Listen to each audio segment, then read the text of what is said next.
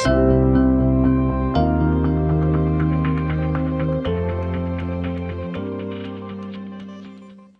there, Emil from Performance by Design with another session today called The Power of Reviews and Pulling Out Weeds.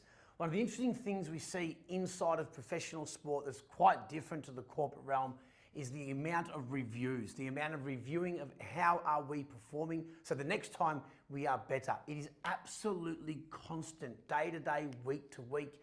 Even some teams will spend a whole day per week reviewing last week's performance and the game footage. Now, we don't have that novelty, obviously, in the corporate space, but I will tell you that we've identified that reviewing each other and our performance, our results around our behaviours is completely misunderstood and completely underestimated. We need to be looking at how are we getting our results from a behaviours perspective, because ultimately the behaviours we display internally get our results. Okay, we can't just keep looking at the result we get without actually asking each other, how are we getting those results? Okay, so let's dive into some potential solutions I'd love you to consider.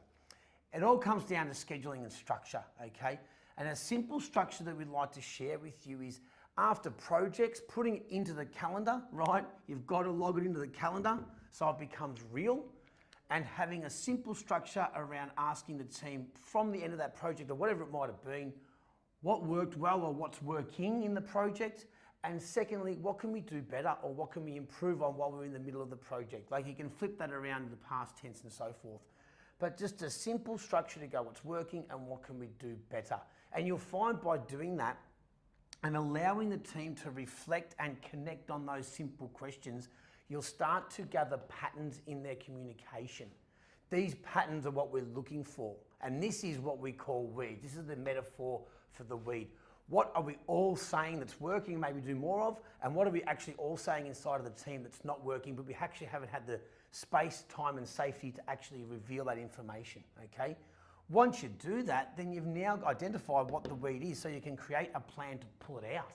Now, if you do this type of activity, this review, quarterly or whatever the cadence may be, you'll get into the consistent pattern of pulling out weeds. Now, a little short story. I used to be a young country kid in Wonthaggi, grew up, and I used to mow a lot of lawns. And my dad used to always say, make sure you pull out the weeds when you get to the lawn. Now, we had a pretty big block and the lawn was pretty large, but there would be these dandelion weeds, right? And it'd be very easy just to mow over them and keep the grass nice and green, but you'd still have the weed there, because then 2 weeks later, it would grow back again. So Dad used to give me this tool. I used to call it the pronger. And the pronger meant you had to get down on your hands and knees, take a bit of extra time and find that root, pull it out there. But the end result was that you had a bit of black space. I didn't really like the black space because it made the lawn look crappy. But the reality was, 2 to 4 weeks later, I now had a beautiful lawn with no weeds. I share that analogy because what you want to do inside of your corporate space is take the time to identify and pull out weeds so that you're always allowing that space for the lawn to grow over, and next thing you know, you've got a beautiful, highly beautiful green lawn, but also your business is not making the same mistakes over and over again like I used to, just mowing over the weeds. Emil Studham from Performance by Design.